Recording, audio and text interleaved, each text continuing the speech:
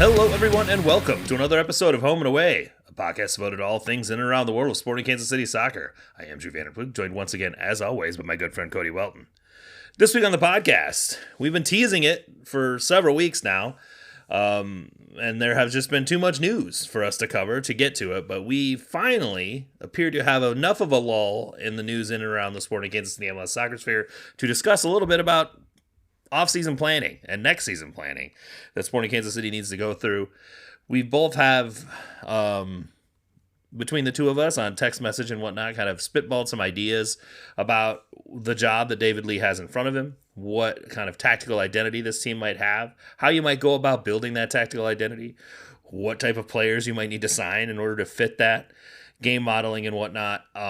We have our own ideas of what those things might look like, and we've been wanting to discuss what those might be and how you go about putting that together for a professional soccer team that in this circumstance has a pretty blank slate by which to accomplish that. So we're gonna go through that discussion a little bit this week. That does not mean that there weren't other things in and around the Sporting Kansas City MLS soccer sphere that we want to talk about. Obviously, since the last time we recorded, a couple of weekends of MLS playoffs have happened, and they were very enjoyable and a lot of fun things to kind of discuss there, as well as additional news around MLS as the coaching carousel starts to move, players start to be released from the teams that they're with, or their options get picked up. And we also have seen, additional news around the club. Including some stuff on the national team side with the U.S. Women's National Team playing their second match against Italy as we record this, and Kansas City current members Claire Hutton as well as Izzy Rodriguez getting the call-up in this window, and Hutton getting the start in both matches against Italy, so that's fairly noteworthy. Also, the youth national teams are playing, and Ali Sentner is a part of the U23 team, and there are a couple current players on the U20 team that is balling out right now as well. So we'll get to that news and cover all of those details. So let's kick off some of that news this week. MLS playoffs have been very fun. You can understand, having watched these games, why the league is so intent on trying to move them away from prime college football and NFL season, right? It's just like these are the best games of the year in MLS. Say what you want from a purist perspective about whether or not playoffs are the best way to decide a title in soccer, or you should be using the balance table, or all the other sort of discussion points that get brought up as part of this type of conversation. Playoffs are fun. They're enjoyable. The games mean something. There's a reason why when we get to the final 16 and beyond of Champions League that everyone's tuned into every single game, because those games mean something, and the players play like they mean something, and it is a very intriguing environment to soak in. So we've had a couple weeks of these, and we're already down to the MLS Cup Final this upcoming weekend between Miami and Vancouver. Probably two of the more entertaining teams in the league to watch, for sure. What have you taken away from the last couple weeks of playoff action, and what stuff that you saw? And I've enjoyed the majority of these games, not all of them, but the majority of them have been fairly entertaining. So what did you take from the last couple weeks of playoff action? My biggest takeaway is I want to root for a team that plays like Vancouver, honestly. This is gonna be a topic later for sure. It is because that is they are always up for the fight, always. And I guess maybe not the Conca Champions League final, but other than that, like they come to play, and they're a force to be reckoned with, and they've done it with I think for the most part kind of average MLS talent, or talent that most MLS teams could manage to find, maybe Thomas Muller aside, but I just I mean, like as a midfielder enjoyer, I just can't help but love watching Berhalter and Kubas do their Andres thing. Kubas, And you've been a was long so proponent good. of Kubas, and he has been balling in the last couple games. The game against LAFC, he was fucking absurdly good in that Yeah, game, yeah, and then he was very good again against San Diego. But if you are a defensive midfield enjoyer, watch those two games, please, because both how Kubas was literally everywhere, but along with, like you said, that mentality of how they play. Berhalter said it after the LAFC game. He's like, it's that dog mentality, and I think yeah, I've said this about him after the Uruguay match. I was like, he's got that dog in him. You know that about him, yeah. and you saw that from his play. But so it isn't just the fact that they're a very entertaining soccer team that connects passes in a way that is very like aesthetically pleasing. They also will recover every ball and will win every tackle they can and will, play the full game, right? And Yeah. yeah, I agree with you. It's They're and extremely entertaining team to watch. it's like one of those things that they are not the most talented team in the playoffs, right? They're by far not the most talented team in the league, and yet they compete with everybody, and they don't just do so by playing, Minnesota style, haram ball, just bunker and counter. They're not doing that. They're willing to play, and they have proven that they're tactically astute, and they are skilled enough to be tactically diverse as well. They can play in a lot of different ways. They can hurt you in a lot of different ways. There's a next man up mentality, and different players have played at various positions all along their squad, and they've not had a drop off. Even putting players who are playing a position different than what they normally do. They rise to the occasion, and it's really kind of amazing, and it is just a really fantastic coaching job to take that team, which is essentially for the most part unchanged from the Vinny Sartini teams. And they lost Pedro Vite in the Right. summer too. And they just keep cranking, and it's like the attitude, the desire, the intent, that's all of those things, just like formation aside, right? That's the stuff that gets me going, and that's the stuff that's the way that I would love for Sporting Kansas City to move towards playing. I mean, Blackman is suspended after finally coming back. He gets the second yellow against LAFC and gets sent off. And there's of course that whole wild sequence where Son Heung-min hits the absolute insane equalizer. That was just an absolutely beautiful shot, man. Yeah, what a moment. I mean, yeah, it was like chills. 90 plus 5. It's the last minute of stoppage time, and then Sonny does that, and then you think that there's no way LA doesn't score in extra time, especially when Halbuni goes down injured, and they're basically playing with 9 for 10 minutes. And they somehow get through that match, and then you see them come out against San Diego, who is notoriously good at just picking apart back lines with the way that with their third man runs and their ball movement and whatnot. And it's Halbuni. Halbuni didn't even start. They thought Halbuni was going to be okay. He didn't even start. It's Ralph Priso and Matias Laborda are playing center back for this team. Yep. Well, and they're able to do that because everybody up the field from them is bought in and on the same page defensively, and I think that that matters. That they. I mean, we've seen for years, a couple of years now, that how not having pressing forwards can really damage what happens at the back of your defensive set, and you can even look at another playoff team in Inter Miami who once they have once Suarez sat himself, they've moved towards a more dynamic, more energetic team that's capable of pressing. And Leo Messi is not a pressing animal, but he does just enough, right? And it's easy. It's a lot easier to carry Leo Messi than it is to carry Leo Messi and Luis Suarez. And so I think that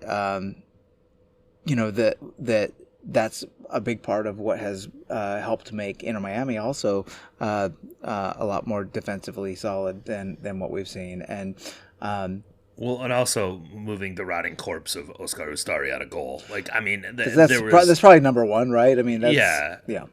But moving Ustari out of goal immediately made them better. Yep. Not just in the ability to make saves you should. I don't think Rocco Rios Novo is some sort of otherworldly goalkeeper. Right. I think he has made some timely saves when they've needed to. I just think they have much better communication on their back line now. Yeah. Like, I just feel like their center back to goalkeeper sort of pairing and the communication of who's going to be where at what time just seems to be much more solid than it had been in the past. But to your point, like you said, if you have a pressing forward, all of a sudden you can do different things that sort of alleviate some of the pressure that your back line sees. Yeah. And that is what Miami has done by moving Suarez to the bench and moving Silvetti into the starting lineup. They've got a 19-year-old kid who can just run for days and is a fairly effective pressing forward from what I've seen. And then they have Messi now surrounded by a bunch of effectively U23 players that are extremely high, high upside, like high quality, like, young talents, but they're able to do that. And so now Miami's ability to win the ball back in advantageous areas and take advantage of the otherworldly chance creator and goal scorer that they have around them, it has limited the need to be transition defending at all. Right. And it has made them a much more difficult team to play against. And I think, but that is also what Vancouver has done very successfully, right? Their structures are such that it's pretty hard to get running at their back line. Like, it's fairly hard to do that. Andres Cubas, for all that we like to sort of go on and on about his defensive skills, that is almost all he does. Yeah. Really, right? Is basically just not allow the ball to ever get past him. And there's something to be said for that. Like, he is so good at it. But, I mean, if you look at his bar chart at FBref, it is all defensive actions. Yeah. And a fairly high pass completion percentage, but that's just because he's usually short passing sideways or, it's either 5 yards forward or to the side. But he does that one skill so well. And Sorensen has created an environment in which he can just do that. Yep. And Berhalter can just cover literally every other blade of grass. Yep. And then that's someone in Berhalter whose ball delivery from wide and deep is so exceptionally good. Obviously, set pieces notwithstanding is a whole nother conversation. Mm-hmm.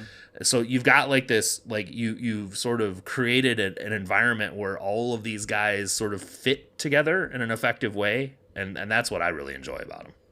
Yeah, I just, watching that double pivot work is just, it's just an exercise in seeing, what needs to happen with a double pivot, right? Like it's, you mentioned the limitations of Cubas, and your Tottenham Hotspur have a similar type of player in João Palhinha, but the problem is that there's no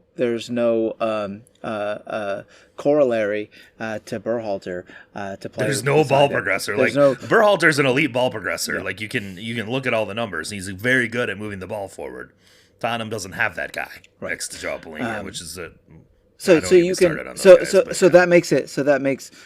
that amplifies all of Palhinha's deficiencies instead of accentuating his strengths, and then I think that what you see with Berhalter and Cubas is they really they help one another mask each other's weaknesses and emphasize each other's strengths, and what you end up with is just a really dynamic midfield that's really like two people, right? Like in being able to impose your will on games and control games with essentially a 2-man midfield is a really big deal, and it frees up. It makes everybody look better, right? It keeps the defensive line from having to put out fires all the time and being constantly under pressure, but it also means that the attacking players can attack and they don't have to worry about always having to cover their own butts, because their butts are covered for them by this dynamic midfield pairing. And so it's just really nice to watch, honestly. And I think that in a similar respect, like watching like Liverpool last year when Gravenberch and McAllister were having both really strong seasons. When you limit the responsibilities of that midfield pairing, and both of those players know what they're supposed to do and what the other player is supposed to do, and can play off each other so well. It's just that's what works for me. And I would say that like Roldan and Vargas, same kind of deal in Seattle. It's just really nice to watch, and so we'll get into squad building, I think, a little bit later. But I mean, that's when I'm thinking about what I want from Sporting Kansas City.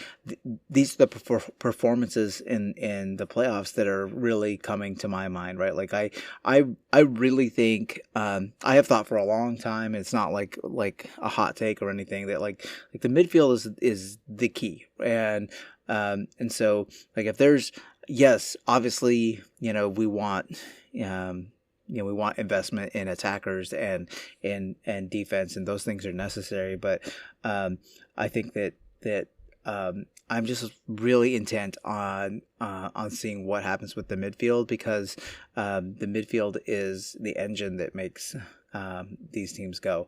Unless you're just so lucky to have someone like Leo Messi on your team, which nobody other than Miami is lucky enough to have that player. Right. I agree with you. And I think that, Inter Miami has its own midfield pair in Sergio Busquets and Rodrigo de Paul, who, enable, I think in a different way, in a significantly different way. Yeah. But obviously also at an elite skill level and an elite understanding, are able to accomplish what they're doing. So DePaul's an interesting player, because it's obvious that he is a high level player. He's played at really high levels, but when you watch him on the field, to me, there's not a lot that stands out, right? He's just pretty good at everything, right? He's good at tackling. I haven't been that impressed with him, to be completely honest. No, he's not. He's not that impressive of a player, but he argues with the refs really well. He's really good at that. that is I think that's a requirement for being signed to Inter Miami. That guy is on the ref constantly, man. He is consistently just always trying to work the referee all the time. That seems to be his main goal of every game. And I didn't watch a ton of Atletico Madrid when he was there, so I couldn't tell you if that was something that he was doing all the time. But it's certainly something that he does a lot for Miami. Is that kind of referee working, and there's value in that too. There's some dark art stuff that you need to be able to accomplish to be successful. I don't know if spending a DP slot on a guy who's just an epic referee worker is necessarily the best way to go about your roster. It is if Leo Messi says it is, and that's what you need to keep him happy. Then yes, yeah, for sure.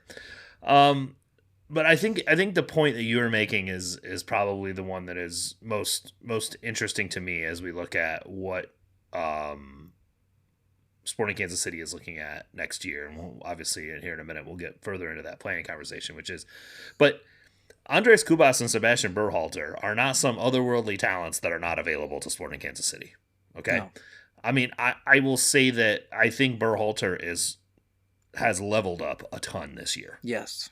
And you're seeing between The coaching in the environment that he's had in Vancouver under Sorensen and the coaching in the environment that he's had under Pochettino with the national team has taken his play to another level, for sure.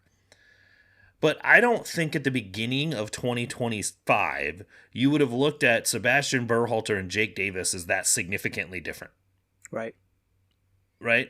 Yep. And so this is again is going to get into this conversation about who the coach is, what the game plan is, how to utilize a player in a good way, right? Like utilize what they're good at, how to get more out of the things that they like to do, and put them in positions to succeed at those things. Sorensen has done an insane job at that. I do not understand how this guy isn't coach of the year. I really don't get it. I Bradley Carnell wins the Supporters Shield, so he gets coach of the year again, which whatever. What Sorensen has done in Vancouver is I think it's the best coaching job in the league. Mikey Veras, I understand why people would I think Mikey Veras deserves the amount of praise that he's gotten, for sure. But I do think Mikey Veras is more a product of a system than he necessarily is personally responsible for creating the system that allowed those guys to succeed. I think he understood how to implement the system. Jesper Sorensen just took his ass to Vancouver and just put all that shit in. Yeah. And has done an absurd job with a group of guys that, were barely seventh place or something like that in the league last year. Yeah. And I remember when they fired Sartini going, I don't know whether they're going to find a better coach than Sartini. And whoa, holy shit, did they find a better one? Yeah. And I'm very impressed with what he's done. And I think going back to the point earlier, they can rotate almost anybody through that lineup and still get a useful performance out of all those players. And comparatively, when we talked about Sporting Kansas City this year, they only got a good performance when they had absolutely their best players available. Right. And I just don't think that there's a wild difference of potential quality between the players that Vancouver has at their disposal outside of Thomas Muller, right? Obviously, we can discuss Thomas Muller separately, but a wild disparity in quality of roster from top to bottom in Vancouver than there is in Kansas. There was in Kansas City last year, and that's the thing that I keep coming back to. That's heartening, right? Like that makes you think that it's possible, and it really underlines the importance of getting the coaching hire right, because really the difference is the coaching at Vancouver, because the squad is essentially unchanged, and so it's just about finding the right person and instilling the right culture, because I do think the culture is a big part of it, right? You can't have that sort of next man up mentality and players constantly playing out of their natural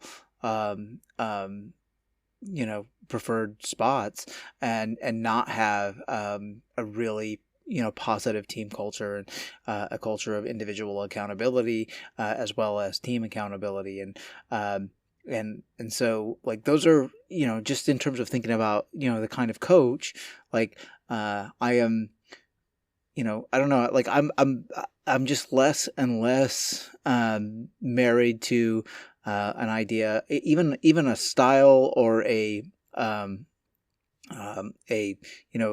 tactical profile on a coach. I'm less concerned with that than I am about having somebody who competes, right? Having somebody who inspires the squad to compete every single game for every single ball, and holds players accountable and has that sort of next man up mentality. Like those are things that I think are valuable, and I think that you have to have that in a salary cap league, with as much parity as there is. You can't just rely on 14, 15 players on your squad. Like you have to be able to rely on and call on every single player, and so like I would personally prioritize a coach that is able to do those kinds of things, and that's not an easy thing, but I think that is becoming more and more important to me. Wholeheartedly agree. we'll put a pin in that for a minute before we get to, and we'll get to the conversation about how what we think about how that could happen in the future for Sporting Kansas City. I am looking forward to this MLS Cup Final. I think it will be a fun match. I think Vancouver is one of the teams that I could expect to give Miami at least a game. Yeah, absolutely. Right? Absolutely. They've done it already in Champions League this year, but I mean that significantly different circumstances both for Vancouver. You know, Veselinovic wasn't injured at that point. They still had Vite. Yep. Miami was still fucking around with Oscar Ustari and Luis Suarez, and so like things have changed quite a bit for both of these teams. But I still feel confident that Vancouver can give them a game. Absolutely, and like just thinking about that, I would be surprised if Vancouver didn't give them a game, right? Like I expect Vancouver to come out, and I expect them to do what they do, and to not change the game plan, or their style of play significantly. I expect them to come out and be resolute and tough, and really be difficult to play against. And I think that watching Cubas versus Messi is that alone is going to be like worth tuning in to just see how that plays out. And so. And Cubas has his share of caps for Paraguay and has come up against Argentina, I'm sure plenty in CONMEBOL, qualifiers and Copa Americas and such. So I know he's going to be fired up for that, and I think that that's going to be a really fun matchup to watch amongst many in this game. Ali Ahmed was absolutely cooking at left wing against San Diego, and that's another player who you're not going to be like, oh my God, Ali Ahmed, right? But he was absolutely cooking last weekend, and I think that having dynamic wingers is a problem for Miami, especially because it seems like Mascherano really he's forced to play Chelo Wygant a lot at right back because of their injury issues to along the back line. So that could be something to watch as well. So I think there are opportunities for Vancouver to take advantage of certain weaknesses that Miami has. I think it's going to be a fun one. Yeah. Moving on to other MLS news, we've got a few coaching updates out there. Wilfred Nancy appears to finally be leaving Columbus Crew. It seems to be all but, academic at this point that he's going to be the new head coach at Celtic. I'm not sure how I feel about this one. I Celtic I feel is more of a name than an actual thing where you become you use as a stepping stone to something good. But I also Matt Doyle made a good point about this, which I probably hadn't put a whole lot of thought into. His options out of MLS are mid-tier French clubs, right, or Belgian clubs or something like that. And mid-tier French clubs may or may not be able to pay their bills, right, much less build you a team that you can be successful with. You don't have that problem at Celtic. No. Celtic is going to be active in the transfer market. They're going to buy good players. You're generally going to have one of the two best teams in the league every year. You are going to have you're going to probably play some Champions League games, even if you're probably not that competitive in them. There is, a potential there, and you can, I suppose, turn that into a coach somewhere else, like Tottenham Hotspur. No, you absolutely can, and it's like the perfect situation. But Ange is really the only one that's. Brendan Rodgers, I guess, sort of. But it's a perfect situation. He got Leicester relegated afterward, but it's the perfect situation to do that because you're going to have better players than almost any other team in that league, and you're going to be able to play the way Nazi's going to be able to play the way that he wants to play. He's going to be able to play ball dominant, dynamic, attacking football, which is what Ange did there as well. Right? Absolutely, and I think so. And you can the fans are going to appreciate the playing style for that's sure. That's it, and that playing style got Ange to move to the Premier League, and then that's. That's what Nancy's looking for, right? Is that stepping stone to larger possibilities. I hope that works for him in that way. Yeah. I don't think the history has been as prevalent or as significant for Celtic coaches moving on to the next bigger job from Celtic, right? I don't think that's necessarily been true. the conversation, I guess. So a bunch of he kept getting attributed to Bogert that he said that Liverpool had them on their list, and that was never the case. What happened was when Slot went to Liverpool, he was on the list at Feyenoord as a potential that could come in and take over for Slot at Feyenoord, and I think that would be a great place for him. A top Sure. 3 team in the Dutch league Yep. would also be a great place for him to go. Absolutely. And there would be a good opportunities for him out of that. So I think if you're not going to get Ajax, PSV, or Feyenoord, Celtic is probably the next best option. Sure. It's not like Porto or Sporting is coming to snipe MLS coaches, right? So Right.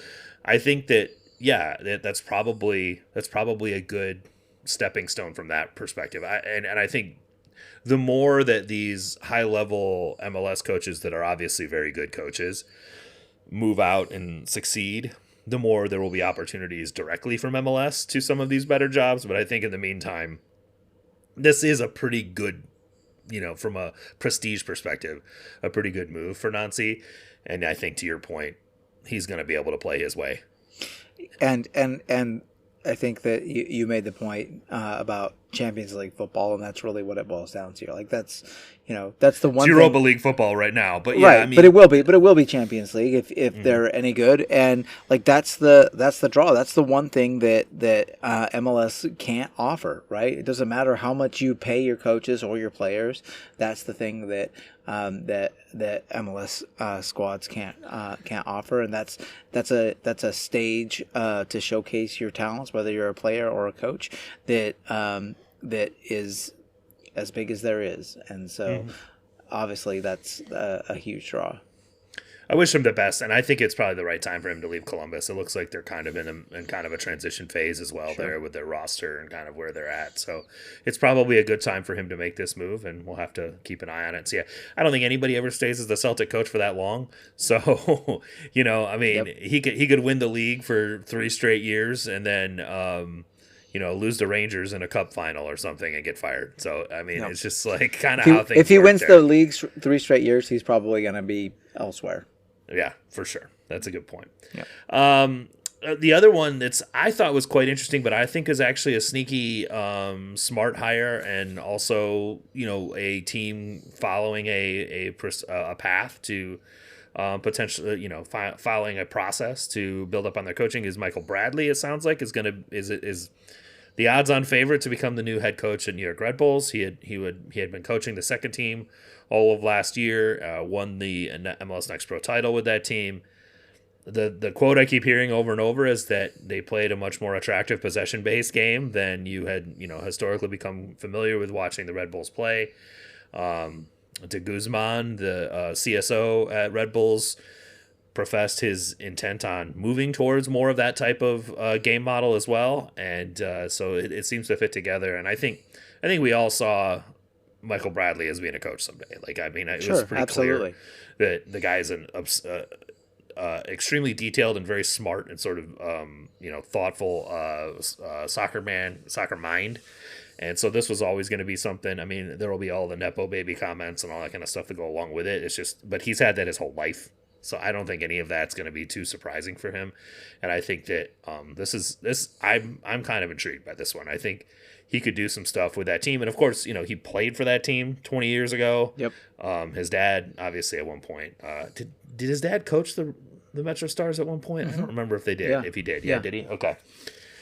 So there's that sort of alignment with all that, but I think this is a sneaky good hire by Red Bulls, going in a direction that I think moves away a little bit from the energy drink soccer sort of umbrella a little bit, and allows them to be their own entity underneath that, while still using their own development path, right? Which is a big proponent of what that organization wants to do, is build from within, right? And build from youth development and coach development and whatnot from within, but allows them to do it in their own way a little bit.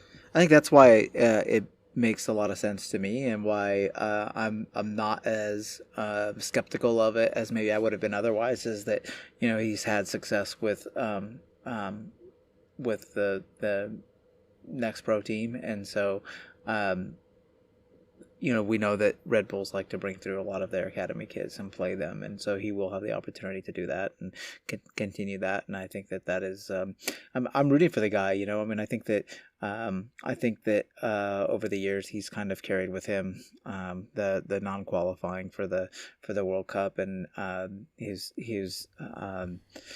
think he was vilified to an extent that like younger people don't really understand his value as a player. Like my son was like, was he actually good? And I said, yeah, like he was a great player.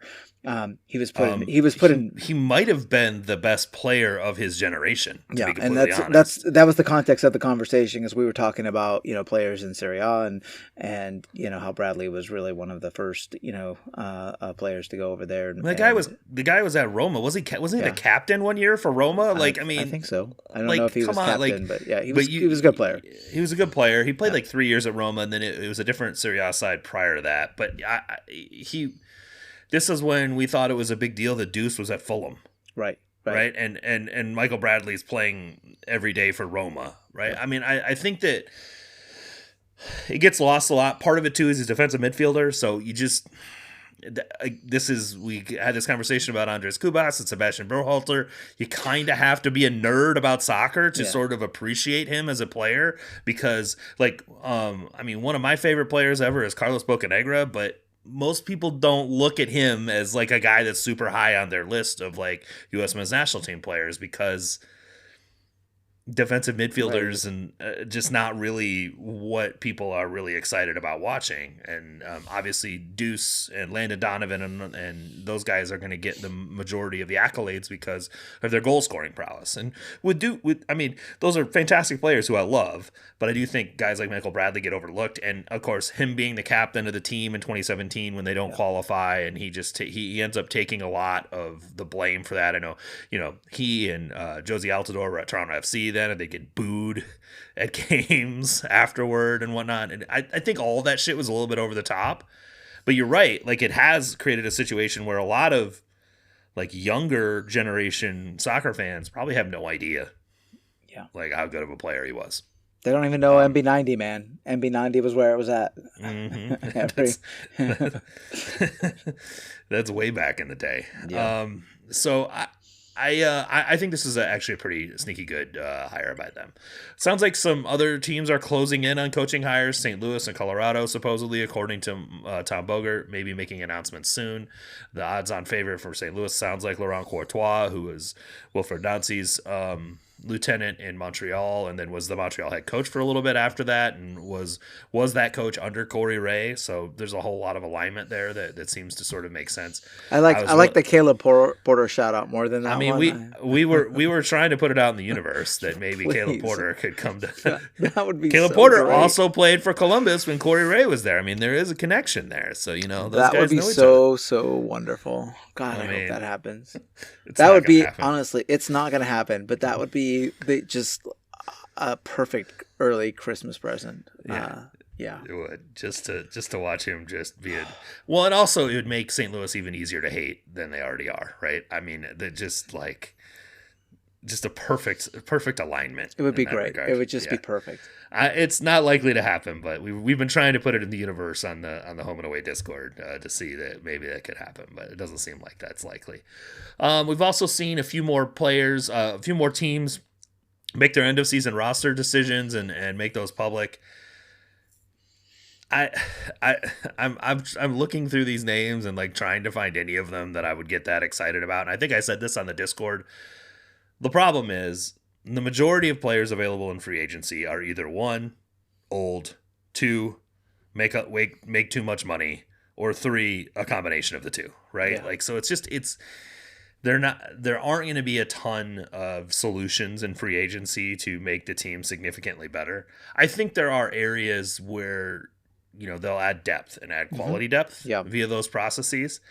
The one that popped out to me the most recently is a Red Bulls player, Kyle Duncan, who's a very solid right back, if not spectacular, very solid and just sort of good at playing right back, which when's the last time this team has had one of those? I mean, we were supposed to, that's what Andrew Brody was supposed to have been. Solid, good. You know, Well, we hoped that was the yeah, case. that was not the case. That was not the case. Kyle Duncan has a statistical history of being a solid, good, if not spectacular, right back, and so I think that there's a player there potentially. Cameron brought up. I'm going to try to say this correctly because it's Brazilian, but it's Rodrigues, I think is how it's pronounced.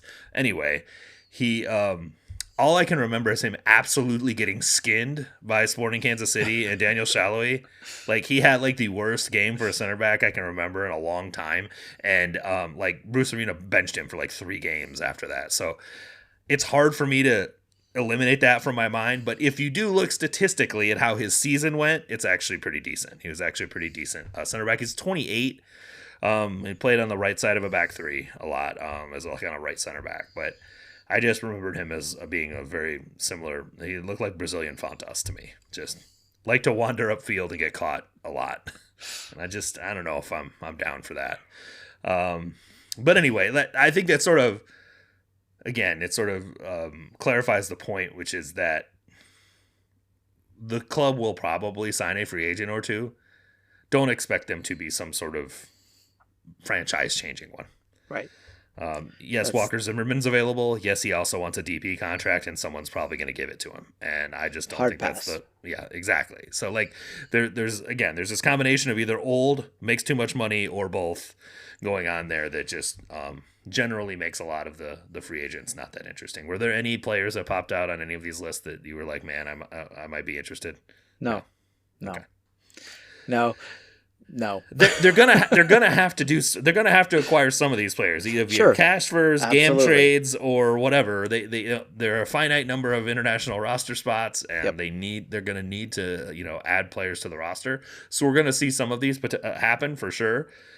I just wouldn't on paper get too excited about them, except for the fact that if they can get this coaching hire right and the game model right, like we've seen in Vancouver, maybe they don't need to be that right. So, and that's I think that's part of the reason why I'm not rushing out to pass judgment on any of these players. Like, given all of the holes on the team and the lack of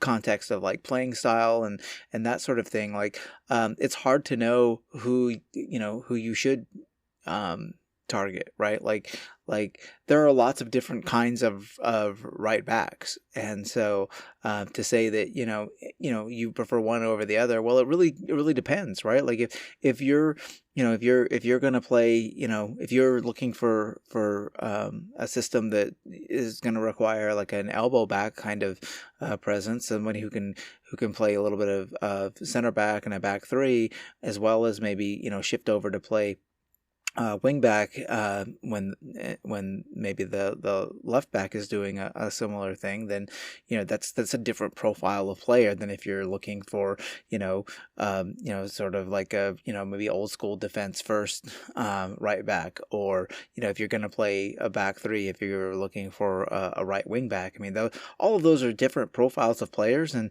there are some players who can overlap from one into another, but I think without having that sort of context, it's I have a hard time looking at players and saying, well, that's somebody who would be worth taking a look at, or this player would be worth a better minimum salary, or a TAM salary, or any of those things, because you don't know what's going to be expected of them.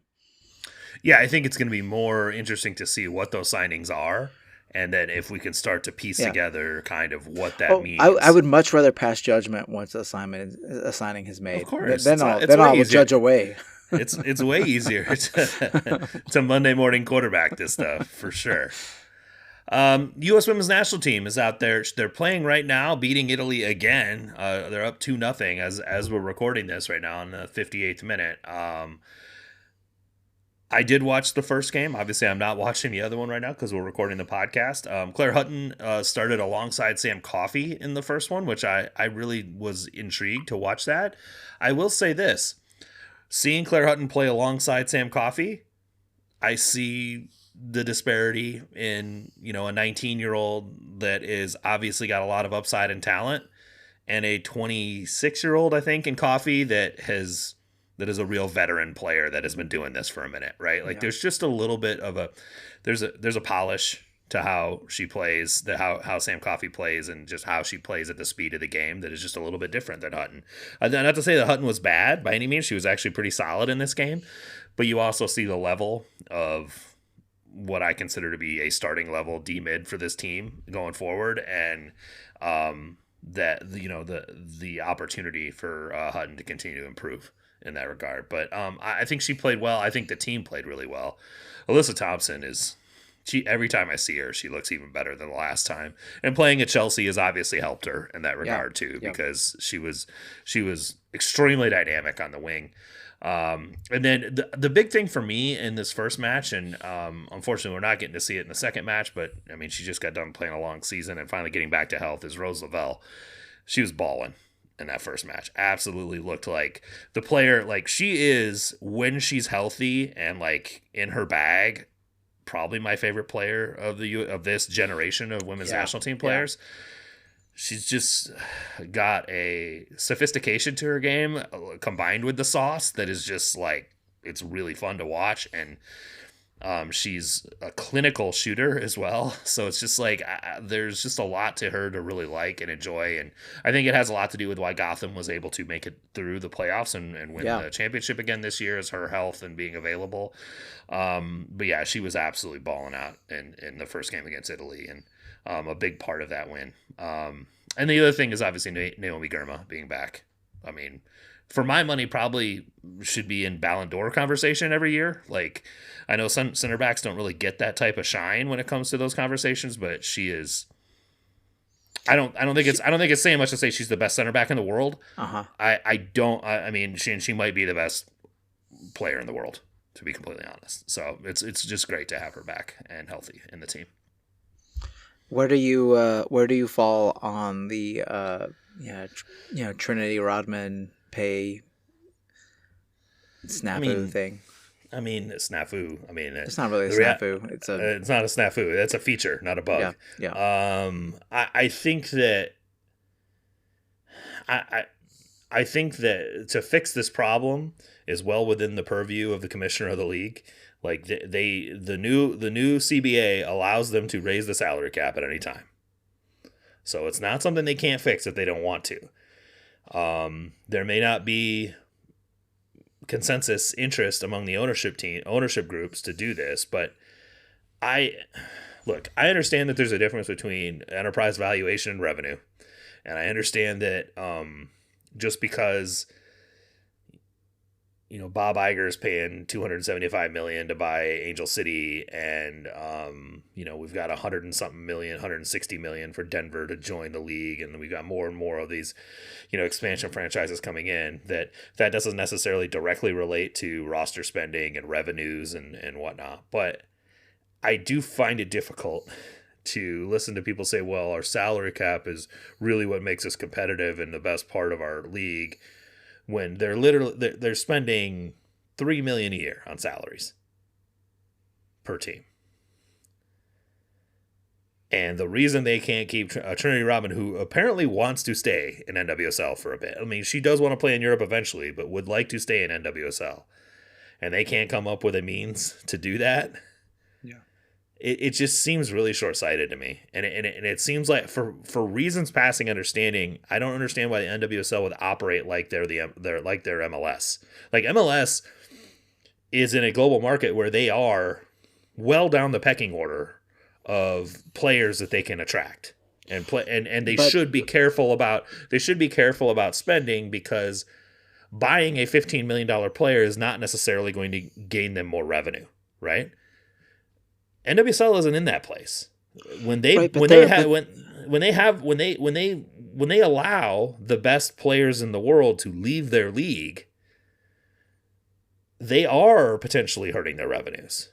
And so I think it's just it's a different calculus that I think needs to at least be addressed. And I really don't think that the average NWSL team can't absorb an additional $1 million a year in spending. Sure. And if they can't, they got to find new owners, man, because like they need to be doing something better with their club, because like the Kansas City Current now understand that, they've put a lot of money and a lot of effort into turning this thing into what it is, and maybe they don't do those things if they don't get all of that land on the river and get to build this entertainment district and all the other shit that goes along with it, that is going to make them tons of money.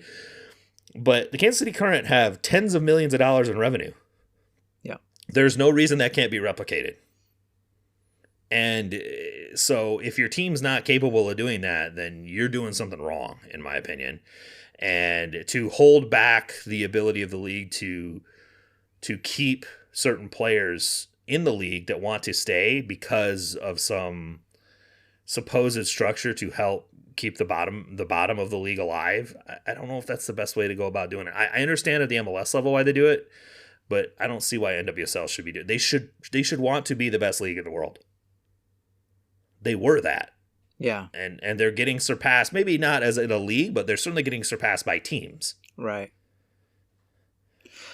Is it just, you think, as simple as just a sort of just a long-term valuation emphasis as opposed to sort of short-term revenue profits?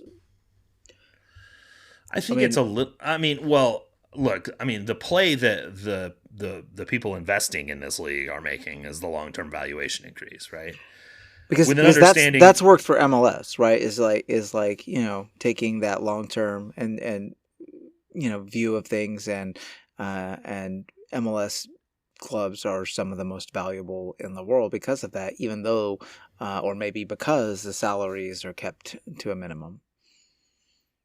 The valuations aren't big because the salaries are kept to a minimum. The valuations are big because it's in the United States, and they are building an interest level around it. And United States brands and companies are very interested in partnering with these teams. Like, that is where all this stuff comes from. Sporting Kansas City has revenues. I'm not going to try to quote what they are. I will quote the ones that are reported, right? Which is north of $70 million this year. And I don't know if that's an exact estimate or not, but that is sort of reportedly what their revenues are. I mean, that is a lot of revenue for a team that was terrible. Ass, I think, is the technical term. And I'm telling you right now that while a significant portion of it comes from ticket sales, it is not even half of the revenue. Right. Yeah. They have business partnerships. They have all kinds of other ways that they create revenue that are more related to the branding of the organization, and it's more related to the environment, the experience, and all the things that go along with that, right? So it's like, have you created something that people want to be a part of? Whether it's the best play in the world or anything like that is irrelevant. The other key thing when it comes to all these teams, and this is why the Current have the revenues that they do and the valuation they do, is property. Mm-hmm. Property is worth a lot of fucking money in the United States, and it continues to appreciate, and it always will. So it's like the safest investment on earth is land. And the vast majority of MLS teams own their own stadium. Yeah. And that is a big part of it. Like, Arthur Blank has got that facility in the middle of downtown Atlanta. He's never going to have to worry about losing money on that deal, right? I do think the clubs that struggle the most financially, and you look at the ones that are going to change hands, are the ones that don't have those places. Yeah. You look at Chicago Fire and Joe Mansueto, and that was a guy who bought that club with the clear intent of building a stadium, building an entertainment district around it, having all that stuff available to him, because Mansueto knew that the way to make sure that my investment is stable is to have other assets tied to it. And I do think that in a lot of cases for NWSL teams, they don't have that situation, right? Mm-hmm. So there is some limitation in available revenue because they are tenants wherever they're playing, they're renting. I know the Stars have a big, like, SeatGeek Stadium in Bridgeview. The rental price, I've talked to Tim Hotsey about this a lot. Like, the rental price of that stadium is extremely high. They charged them to renovate the field. Like, there's just a lot of stuff. Their whole situation. This is why they're moving to Evanston. This is why they're playing at Northwestern next year, because there's just a lot related to the business side of it that was just not tenable. So there are things that, and I could go on about this for a while. There are things that are limitations. I'm talking about having, like, in the short term, you have in Trinity Rodman probably, top 10 player on earth. okay? And you can't keep her in your league when she obviously wants to stay. There's something wrong with your structure at that point, in my opinion. And you need to look at what is required to fix that. And maybe it's short-sighted to just keep raising the salary cap every time another player wants to leave. Kim McCauley made a valid point, which is with some of these clubs, when it comes to Arsenal and Chelsea, and maybe to a lesser extent Lyon, because that's a different thing with Michelle Kang and whatnot, but certainly Arsenal, Chelsea, Barcelona, it's going to be like a succession kind of thing. It's like who says the biggest number, right? And you don't want to get in a bidding war with those clubs, and all of those clubs are willing to spend $1 more than you, right? And I think that is something that needs to be considered when you go through all of this, and the long term, because Chelsea and Arsenal, they do have other revenue streams outside of their women's club, so they are able. So Barcelona, like these clubs, have the ability to spend $9 million on a player, not $2 million, right? And do they want to do that for their women's club? Maybe not, but I mean, they have the financial wherewithal to do not right now, but they'll get to that point. Right. So it does become a conversation at a certain point with the NWSL. Is like, do you want to be getting in these bidding wars with these clubs that will just spend $1 more than you? And that's a reasonable conversation, I think, to be having. I think in the short term, I think two things can be true. I think NWSL having a salary cap is probably actually a good thing for the health and the competitiveness of the league. I do understand at some level people look at it as wage suppression, and I understand that point of view, and it does suppress wages. There's nothing incorrect about that point of view. But I do think for the long-term health of the league, that having some boundaries in place is okay. So I think that having a salary cap is not necessarily wrong, but I do think it is very low for what they're getting value-wise out of the players that are putting on the field. I think the wages are extremely low in the NWSL for what they're getting from, when 1.2 million people are watching the final. Yeah. You can't have a bunch of people making $50,000 on the field. That's just not, that doesn't vibe for me. So I think that there is a middle ground here somewhere. Sure, makes sense. Sorry, I did not expect this topic to be brought up, but I mean that's kind of where it's super interesting. Honestly, I was wanting your take on it, and I don't know. Sometimes maybe it just boils down to would you rather live in Washington or would you rather live in Barcelona or London? I mean, for sure. I mean, don't get me wrong. And Audi Field is an absolute garbage stadium for what it costs them to build it. They're supposedly still talking about putting a roof on that thing. They spent like $500 million building it. It just shows you everything you need to know about like government programs and just anyway. I don't even want to get into that whole thing. At least it got built.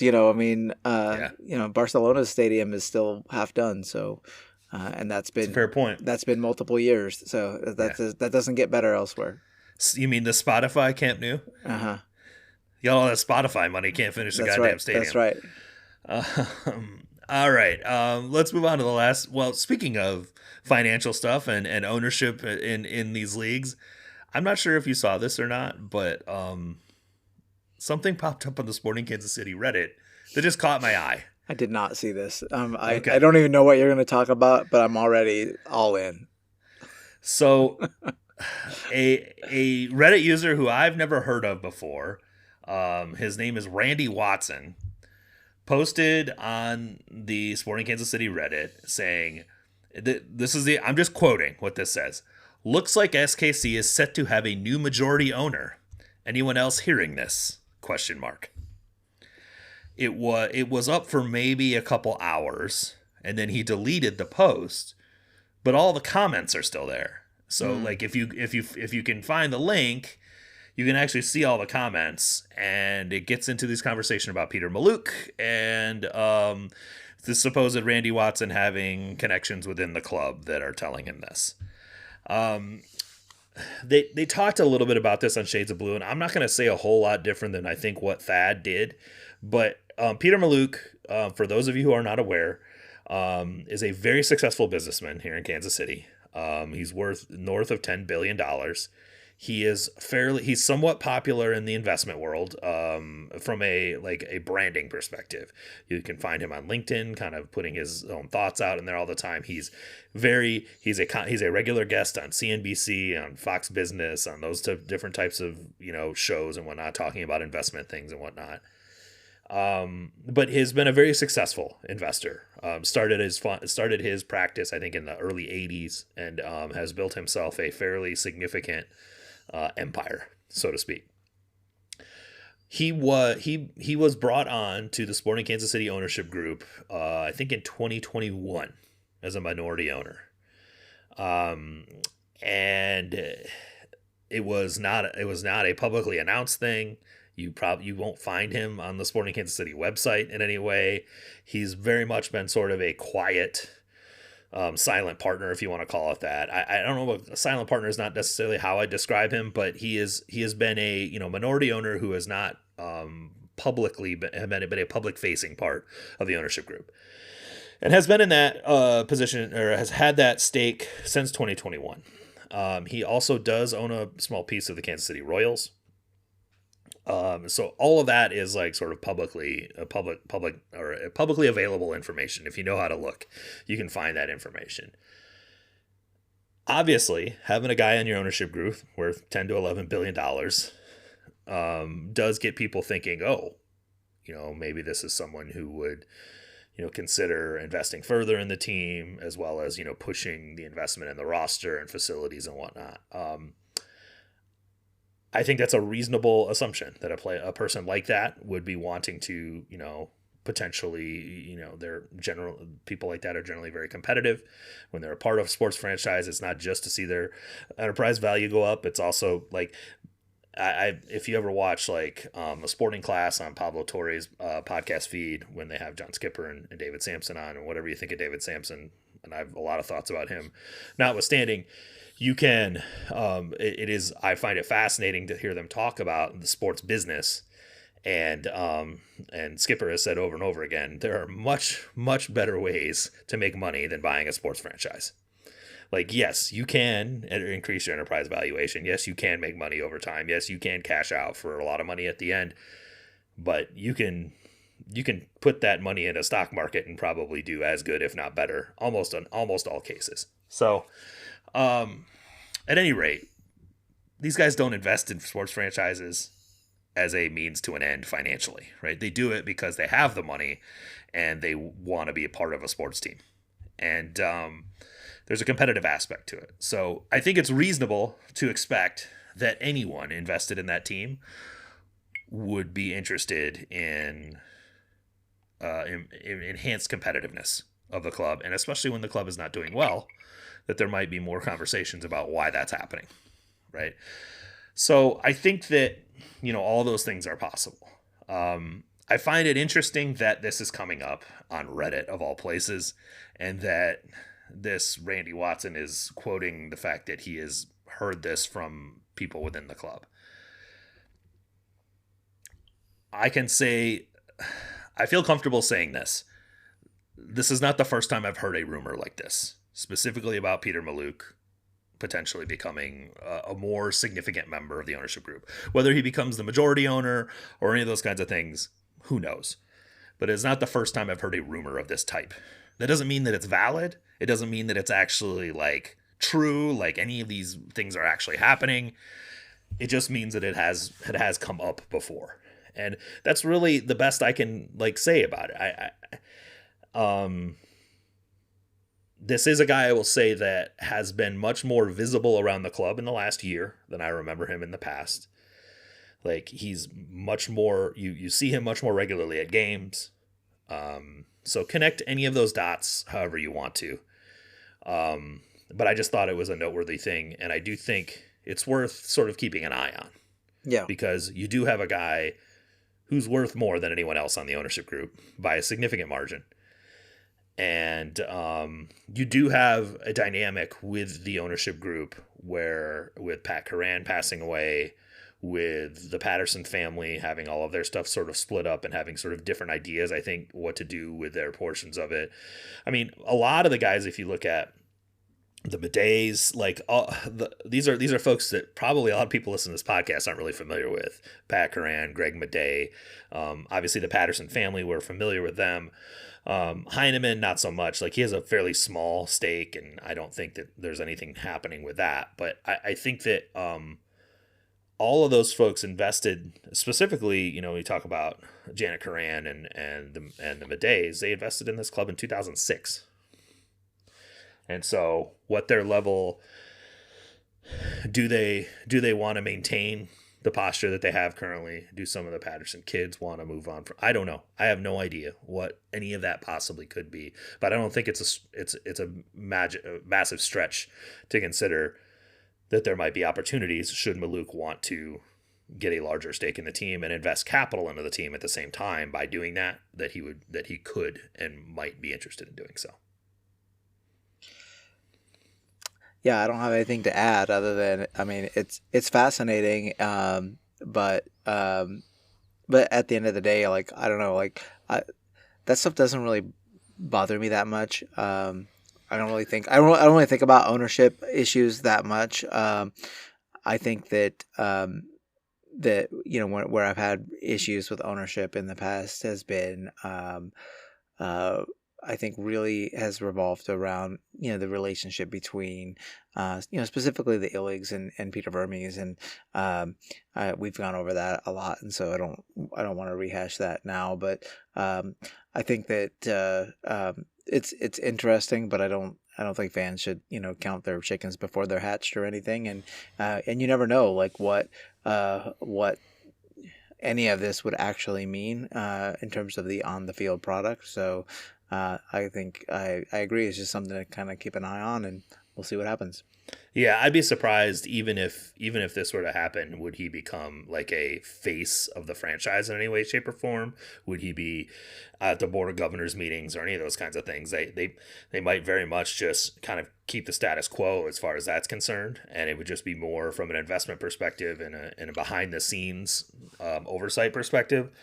And again, for me, it's less about, does this guy become the majority owner or not, or does he buy a larger stake in the team? It's more about, does that influence and that capital mean that they're going to be more aggressive spending on the roster, right? Like, that's really the thing that fans should be interested in, or spending on the facility, spending on any of those types of things, well, right? Like we already have that promise from the existing ownership group, right? And so, right. Well, and which he is a part of, right? And I right. think that, yes, we have that promise already. And that could be related to the fact that they already knew that there's an investment injection of capital coming. Sure. It could be because they just all agreed to inject their own capital in it. I'm not trying to connect dots that don't exist. I want to be really clear about this. But I thought it was noteworthy because I would not have expected anyone on Reddit to be talking about Peter Maluk. Like, I did not expect that at all. And it kind of goes into an area of the club. Apparently Maluk got mad and disappeared them, so. Well, or disappeared the quote or something. Yeah, or the question. The first rule of Peter Maluk is you don't talk about Peter Maluk, 100%. Well, I don't think Peter is going to be mad about us discussing the fact that he's the owner of the team and that he may or may not want to have a larger stake in it at some point. Right. I do think that suggesting that is done or that is in place, the information around this club is a closely guarded secret in a lot of circumstances, especially when we're talking about stuff like that, right? Like, and so if that has been discussed inside the building, I'm fairly sure that whoever told Randy Watson that does work for the club did not want that information public. Mm-hmm. So, yeah. Take that for what it is. But Randy, if Randy's listening, loose lips sink ships, buddy. You just keep it close to the vest. Yeah, that's the thing. It's like nobody wants to be found out as the person that leaked that kind of information, right? And so I think that it's much more likely that whoever told Randy that said, "Hey, what the fuck are you doing? Why are you putting this on Reddit?" And Randy was like, "Oh shit, you're on Reddit." I promise you, either Robo or Patrick or Kurt Austin, one of them is on that Reddit channel and is aware of what's on there. So, They're aware when that stuff comes out, for sure. All right, let's move on to tactical corner. We did want to talk about kind of like our ideas and not only our ideas of what we'd like to see from this team, but honestly, like, how do you go about the process of defining what that is? And I've put a bunch of different examples in here of like different kinds of like playing styles and philosophies that you could put out there. I taught, the big thing that everyone's discussed this year is Manchester City and Pep moving to this sort of inverted winger setup where they really sort of clog the central midfield channels with wingers and then use that as a means to feed Haaland and make him just more of a target player and less of a combination player. We can talk about Tottenham and their inability to progress the ball any other way than via double overlaps in the wide channels. There's the what Vincent Kompany is doing with Bayern Munich with kind of this 2-2-6 possession shape where they're really overloading the wide areas and doing it in such a way that it creates sort of a vacuous space in the center of the field that Kane can drop into to get on the ball and do what he does. There's Jesper Sorensen's midfield overloads, which we've discussed a fair bit already. The Andoni Iraola stuff we've discussed about in the past, where it's just like, sort of baiting people into chaos ball, and then using that transition. There's the Sunderland / Nottingham Forest way of playing. Like there's a variety of different ways you can go about doing this. I noticed that you don't have either Tottenham or Liverpool in here, and I do. I said Thomas Frank's double stack vertical channel. Oh, there it is. Crosses. You're right. Oh, I'm not really sure what the fuck Liverpool is doing. Hey, so I couldn't even join the club. At least with Frank, I kind of know what they're trying to do is like try to bang in crosses and earn corner kicks and then try to score on those. Like that's pretty much all they're trying to do. I'm not saying it's good. Yeah. And we don't have enough time to talk about all the things I think about Thomas Frank and what's going on at Tottenham right now. But what I will say is that, Wilfred Nancy's kind of philosophy towards really sort of, using the ball to disorganize the opponent. San Diego, obviously, with their fairly significant possession-based style and their third-man runs. Like, there are a bunch of different ways you can go about doing this. And I highlight all of those because I want to make sure that we're making it clear that we're not necessarily honing in on one of those tactical identities. There's a bunch of different ways of doing this that can be fun outside of haram ball. But they can be an entertaining way to play soccer with the ball. The difference is all of those teams have different personnel groupings. They have different capabilities of their players. They have different, like, you couldn't do what Bayern is doing at Manchester City right now. In fact, Pep sort of tried it where he had Haaland dropping back to receive a lot last year, and it just didn't fucking work. He's just not a good enough passer to make that work. Yeah. Now, Harry Kane is elite at ball distribution. Yeah. And then being sort of the third man runner in the box after he's distributed and then they've like crashed in, like, and then being that guy that can then hit the last shot at that point. Like, you can do that with those types of players. I say that all to say David Lee is sort of the stated goal of a possession style, whatever the hell that means, right? I think it's more just playing entertaining soccer with the ball. Yeah. There are a lot of different ways we've discussed on this podcast a ball dominant today. team instead of playing against the ball. Yeah. Like you're not going to be Minnesota United. Right, but you can have 45% of the ball and not be Minnesota United, right? Like, so I think that ball dominance is a little bit I think people think that you have all the possession when that's the case, and it's like it's more that you are really utilizing possession effectively. And I think that those are the kind of differences there. That said, I can tell you what I don't want to see. I don't want to see a using possession as a defensive weapon and just holding on to the ball meaninglessly for 60% of possession. That is not using possession effectively. That is using possession as a means to slow a game down, and I hate that. But I don't think that Lee is suggesting that the team should do those things. What I'm saying is when I've highlighted 5, 6, 7 different ways you can quote unquote be a fun team in possession, all of them are different for a very specific reason. They all have different coaches with different mindsets. They all have different players. Mm-hmm. And especially in MLS, where your elite players are generally far and away beyond the other players on your team in skill set, you have to maximize those skills. So I'm just saying, like, I've thought about this a lot because I've looked at what company is doing this year in Bayern that has made Kane even better than he was last year. You look at how good Haaland is this year with the changes that Pep has made to their setup. The good coaches take a look at who they have in front of them and figure out how to maximize them. And I feel fairly confident that's what Jesper Sorensen has done in Vancouver. And I feel, and it's, I don't like saying this because I don't know that Mascherano is actually a good coach, but he has made the right changes to get the best out of his team, right? And you mean Lionel Messi has done that, right? Well, I mean, Mascherano is the one that benched Suarez, and he's the one that benched Ustari. Like those were Messi's guys. I'm making a crappy joke, but yeah, you're right. Mascherano has been good. He's made two fairly obvious changes, I feel like, that could have been made 3 months ago, and we probably wouldn't be talking about them in the same talking about how big of a deal it is that he made these changes. But that's what I'm saying is, so for me, any conversation that we have about where this team is going from a structure and a style has to start with Dejan Joveljic and Manu Garcia. Yep. And I think because of that, I think that there are, just in terms of formation, I think that there are two formations that get the most out of those players, right? And so one is a 4-3-3, which means which would put Manu as the left-sided 8, free 8, which is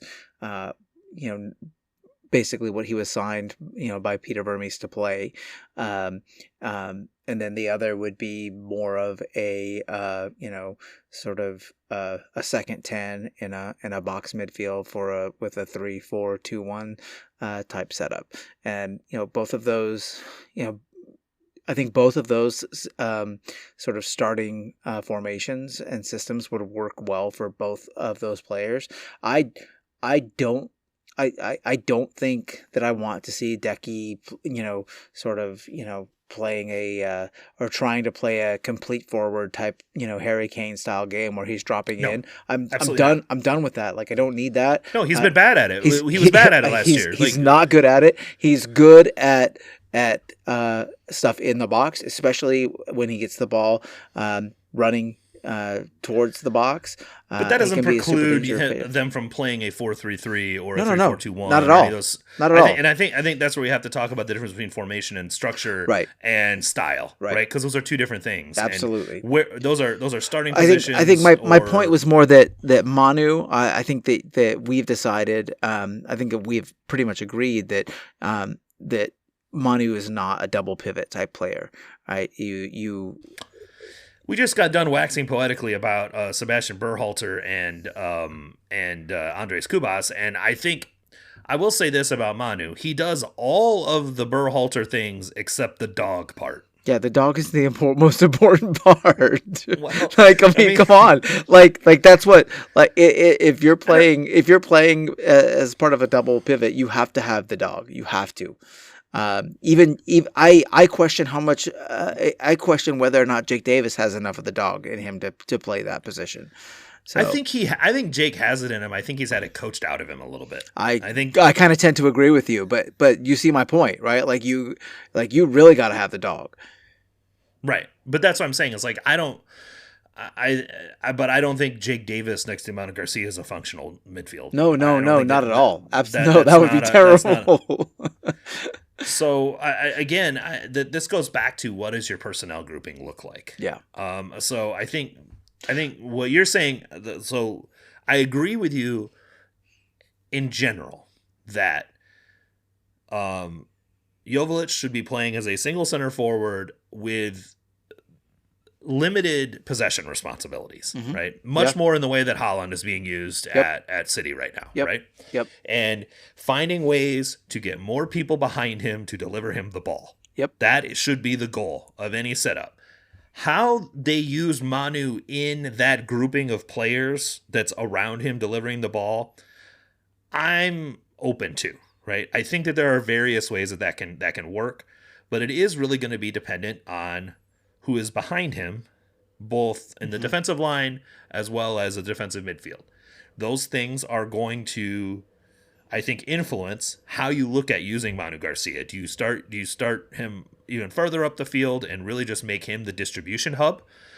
I think one of the significant problems that this team had, and part of the reason why Manu has such elite looking numbers for a central midfielder from a progression standpoint, is because he had to get so far back to get on the ball and start moving it forward, because literally no one else on the team could progress the ball. Yep. So there's a question that we don't really know the answer to yet, which is Manu Garcia an elite final ball guy? I don't know that we really know that right now.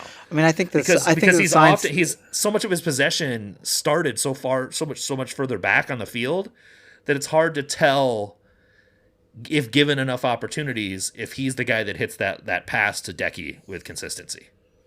Yeah, I kind of think the signs would point to no. I think that if he was, I think it would jump out at you that he was. Honestly, I think that there's a possibility that he is a competent final ball player, but not an elite final ball player. And I think that in order for him to be the team's final ball player, he would have to be elite. Does that make sense? Unless you paired him with another competent, final ball player. But I think that. So then what is his main role on the team? I don't know, man. I think that ball progression is a role that he can excel at.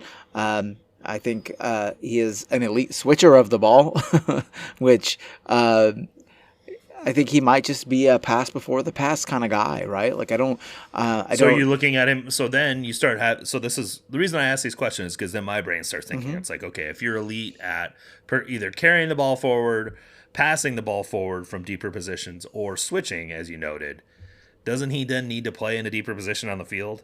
And additionally, shouldn't you be focused on significant overlaps in that circumstance as well, right? Like, you should be overlapping either wingbacks or fullbacks quite a bit, yes, to hit those switches into those spaces that can then create those odd man advantages that then you have progressive runs sort of towards zone 14 coming off of that movement to those wide areas. Yeah, and I think that is almost certainly the reason that he was signed. I think that he was signed because that was a skill set that he was adept at. I think that it was very likely that Peter Vermes was going to really, try and rely on, attacking fullbacks that were overlapping, getting far up the field, because that's what we've seen from him not his entire career, but definitely towards the end. I think that the inverted wingers and overlapping fullbacks, I think, is all part of, sort of the reason why you sign a player like Manu Garcia. Now, whether or not he can perform other roles, like I said, I don't think we've seen that necessarily, and so that would be my expectation, and that's why I said, because when I think about it, I kind of drift back to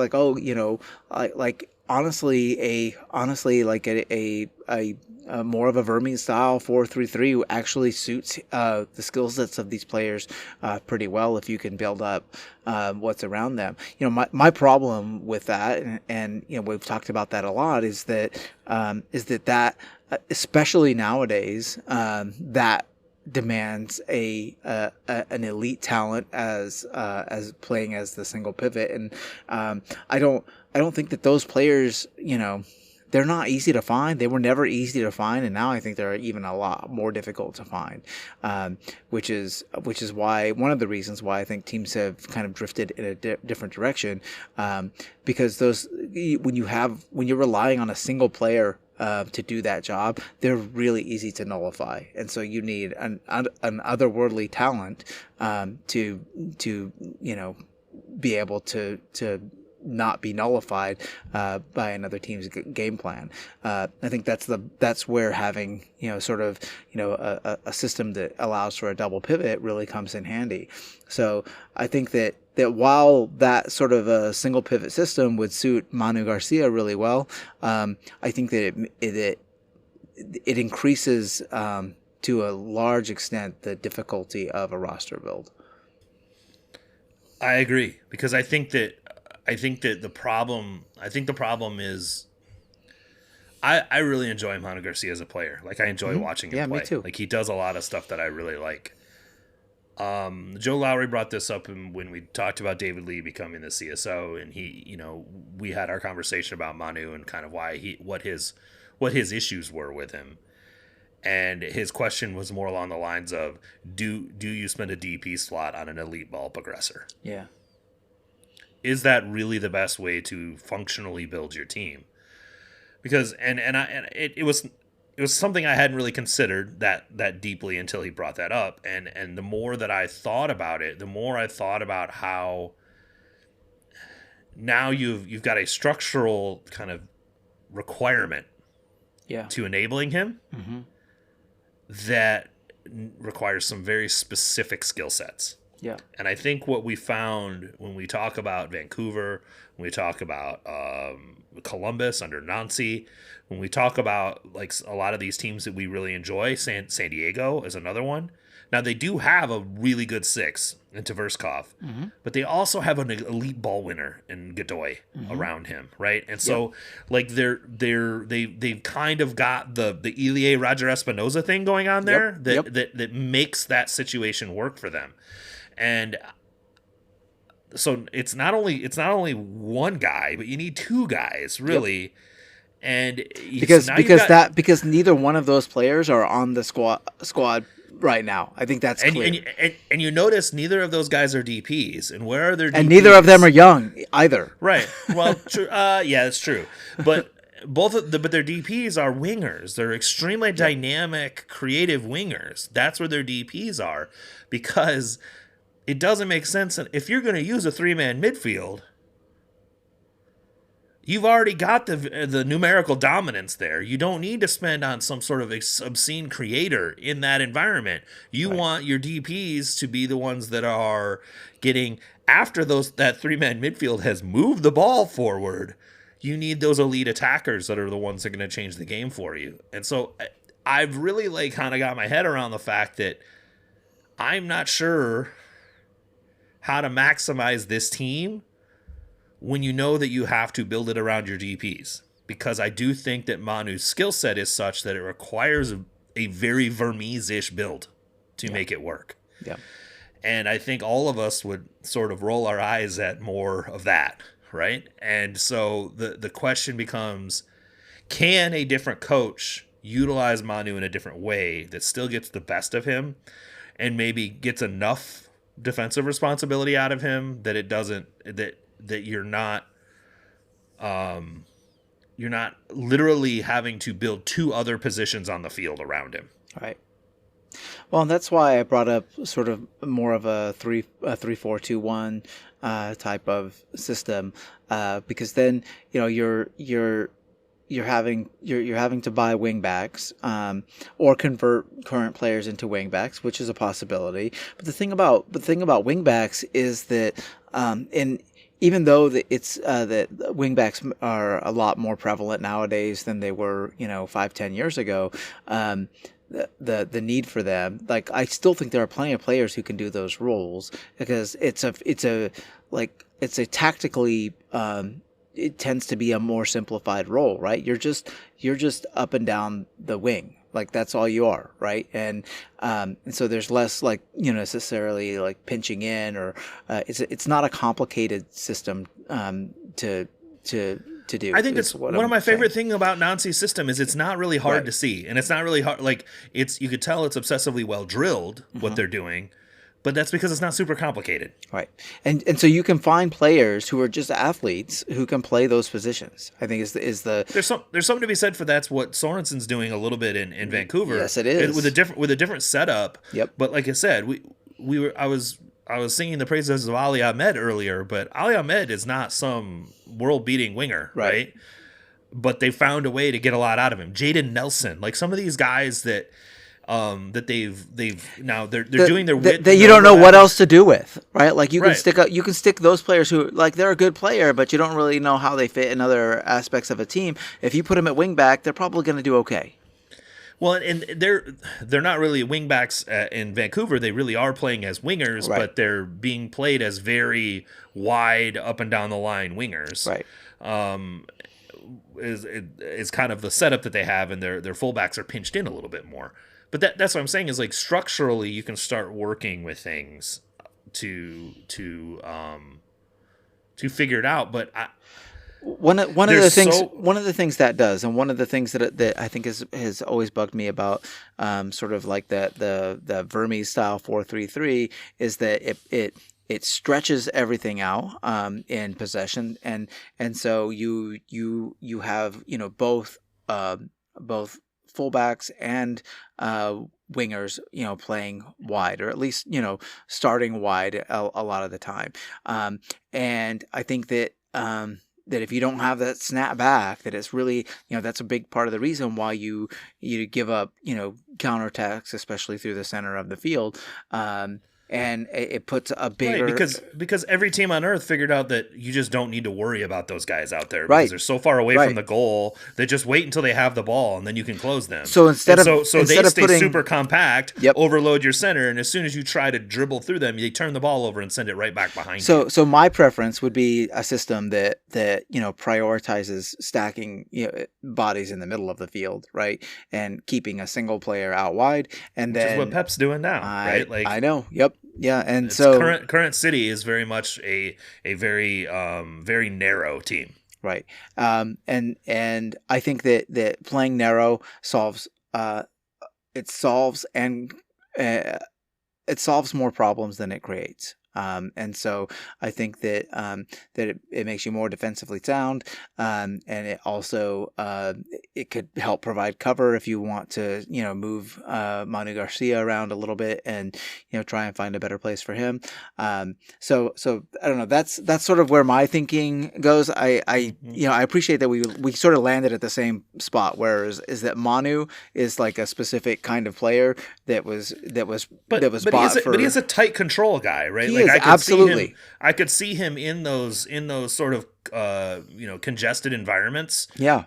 Being very effective in that type of thing. Then you better open up the bank and sign somebody to play next to him who is really good.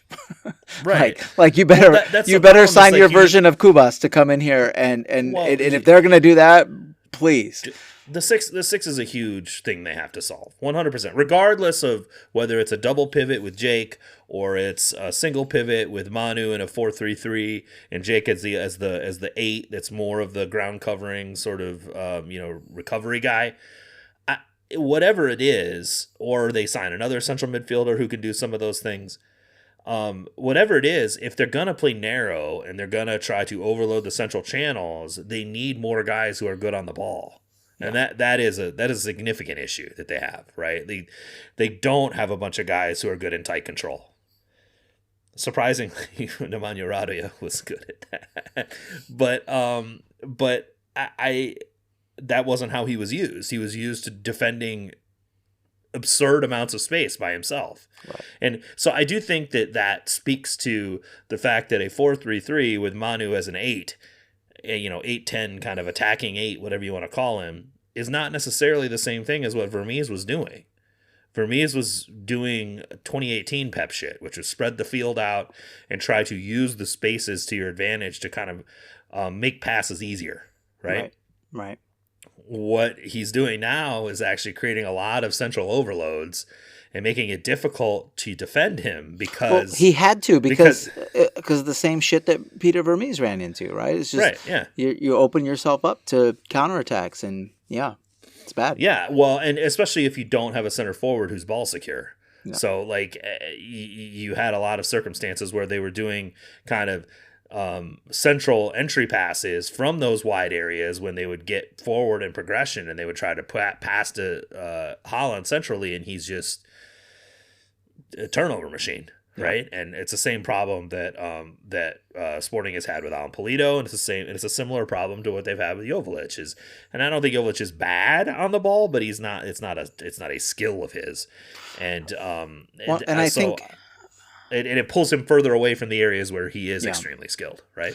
I think that also speaks to, you know, the lack of maybe final third creativity for Manu is that it's possible that wasn't really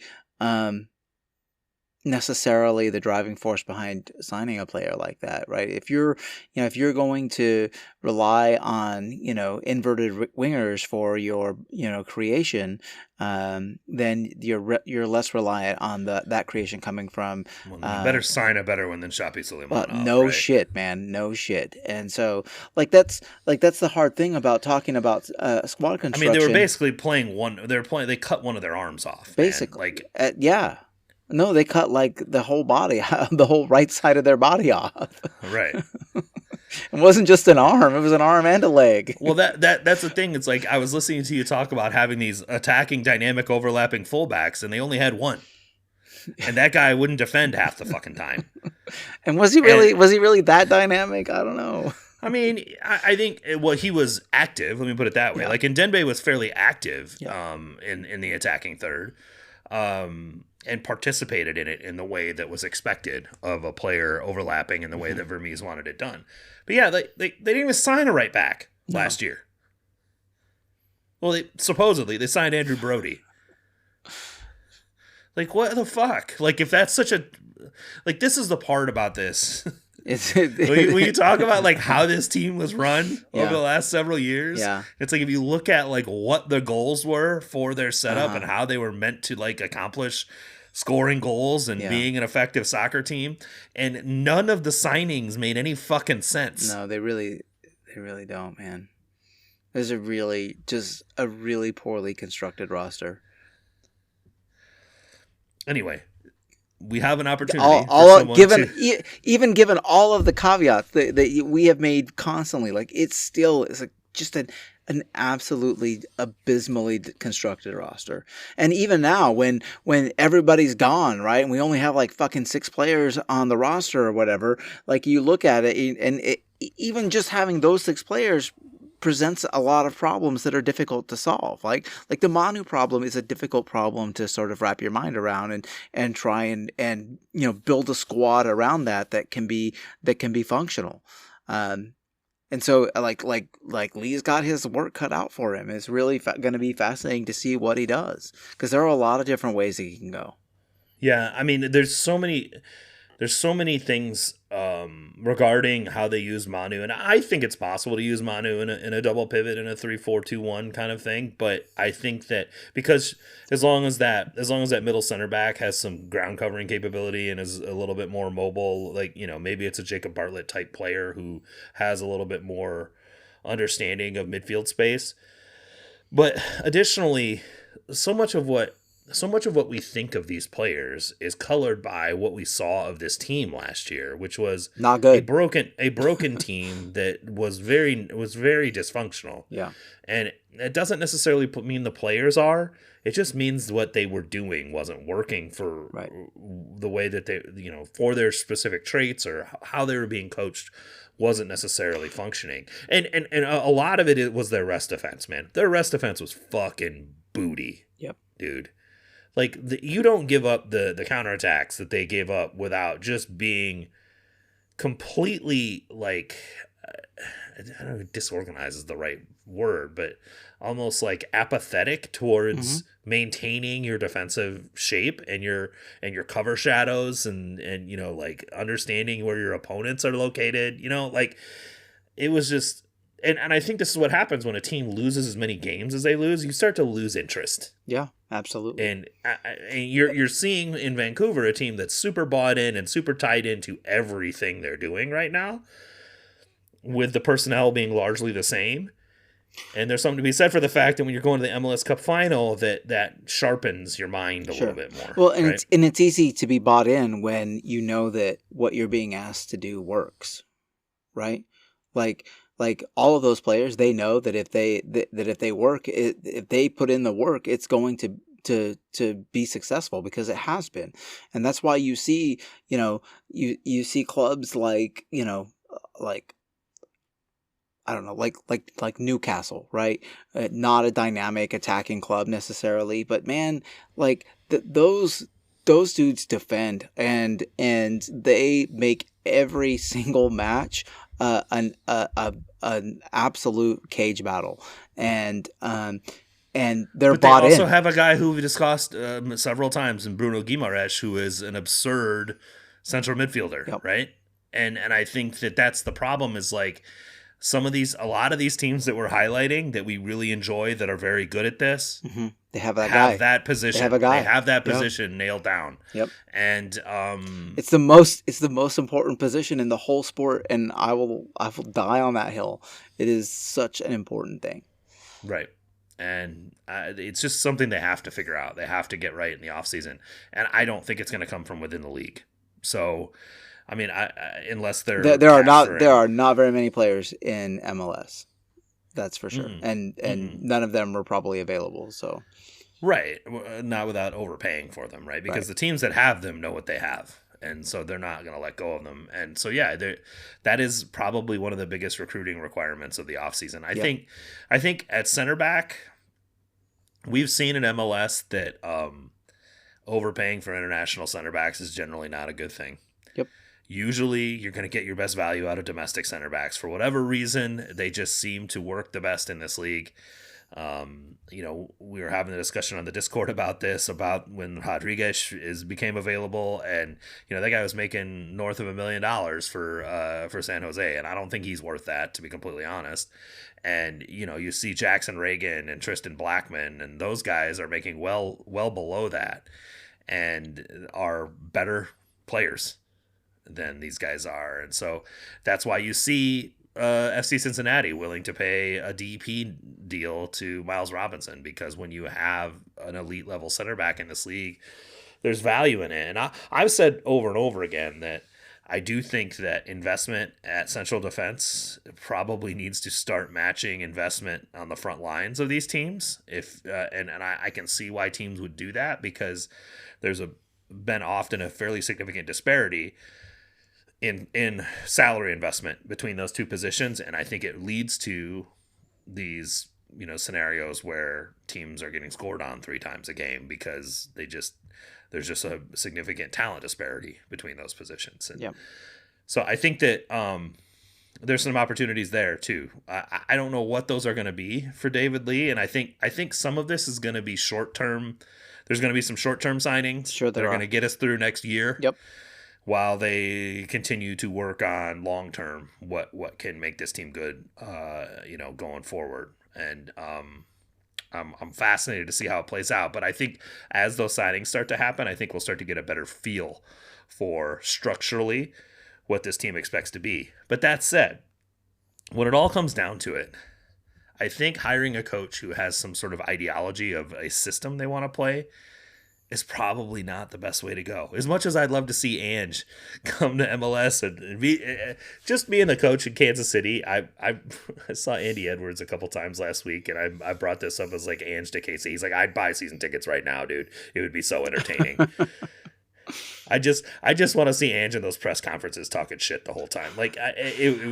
But realistically, a systematic ideologue is not the best way for success in MLS. And it's not the best way for success in the Premier League either. No. Arne Slot is struggling right now. He's on the struggle bus, trying to figure out how to make this group of players work, because it's not working the way he was doing it before. Yep. And Pep has had to figure out a different way. And all of these coaches, Xabi Alonso is dealing with this right now as well, right? And has sort of adjusted his style from his 3-4-2-1 that he very much loved at Leverkusen to more of a 4-2-3-1 at Real Madrid, 4-3-3-ish kind of thing, with the ideals that he wants to accomplish, but maybe the roles being a little bit different based on the skills of his players. And I think that is going to be the thing that's going to be most interesting about this coaching hire, and kind of moving away from that being so focused on the system being the star, and more like it should be more like your principles of how you want to play. Yeah. Yep. Are I really totally the agree. most important thing. Yep. And the structure and the system about how you achieve those principles has to be a little bit fluid in order to work with the players in the best way. If you hire a coach like that, like and granted that's like easier said than done, but if you hire a coach like that, then you don't have to worry about going out and finding like, you know, some diamond in the rough, you know, best like single pivot number 6 that you know that you could possibly afford. You can just go sign good players, right? You can just go sign. Right. You can go sign the best players that you can find. You can go and sign afford, Tim Leibold, and it's fine. Well, maybe not, but you never know, right? Like you never know what Jesper Sorensen could do with Tim Leibold, right? He might. You just never know. And I mean, Tim Leibold would be a pretty fun wingback for Wilfred Nancy. I feel fairly confident in that. But I do think that, like, regardless of that, I was making a joke because the whole thing that Vermes said when they signed Leibold is you get a player of this quality, you have to sign them, right? Not even if it makes no sense because he's a third. Yeah, right? Like, that was the whole narrative that Vermes tried to sell us at that time, which was complete and utter garbage in several levels, right? They call it bollocks across the pond. Bollocks, yeah, exactly. But it does, to your point, it allows you to be much more. You just, you know, you look at it's kind of like in the NFL when you look at your draft board and you just take the best guy available on the board. Yeah, you just take the best player available. Yep. It allows you to do a little bit more of that. And I think in MLS, you got to focus on getting the most talent you can out of your salary cap. Yep. And being really efficient with how you use your money and getting the best sort of collection of talent that you can with the spending limits that you have. Agreed. And that means sometimes you're getting players who may or may not look like they're a stylistic fit. And it's up to the coach to kind of make some adjustments to the style in order to achieve what they want, and also coach them up into doing to following the principles that you have for how you mean to move the ball towards the goal and score it. Yep. Yeah, being able to develop players on your team instead of just plug and play. Yeah. Yeah. And I don't even know if it's development as much as it's getting, you know, help, you know, maybe it is developing a skill, maybe it isn't. I think it's more just getting them used to the things you want them to accomplish and focusing on those things, right? And but that's a component of development, though. I mean, right. Like you know, I don't think most people would argue that Sorensen has helped Berhalter develop. He's not the same player he was a year ago. He's a lot better. I agree with that, but I also think Berhalter at 23 is more likely to develop than maybe Manu Garcia is, right? 100%. So, like, I when I say development, I think that there is a way for them to coach up Manu Garcia into doing some certain things with his skills that will make this team a lot better. Totally agree. That isn't necessarily developing him as more as getting him to focus on very specific areas of his game, right? Yep. And I think that is more what I'm looking at with some of these situations. Talent maximization, right? 100%, but also doing it in a fun and entertaining way, right? And I think that those things don't necessarily have to be mutually exclusive. Agree. You can have an idea of how you want to see the ball go into the net, without necessarily being tied to a structure or tied to a very specific ball progression philosophy. You know what I mean? Like there are different ways for you to accomplish that. And being a little bit flexible, I think, is the best way to achieve success in MLS. The best coaches in the world right now are not dogmatic ideologues. And there's a lesson to be learned there. 100%. Okay. What we got to look for? MLS Cup Final. Messi versus Vancouver. It's really exciting. Yeah. I am, as a neutral, more excited about this MLS final than I've ever been about a final that didn't involve Sporting Kansas City. So I would agree with that. I'm pretty excited. I would agree with that.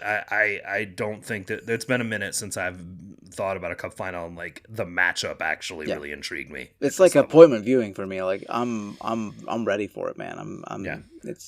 It's also quite possible that Miami wins this 4-1. Sure. But it's quite possible that they don't too, because they've already lost to Vancouver in a elimination game. So They have. So it's certainly not.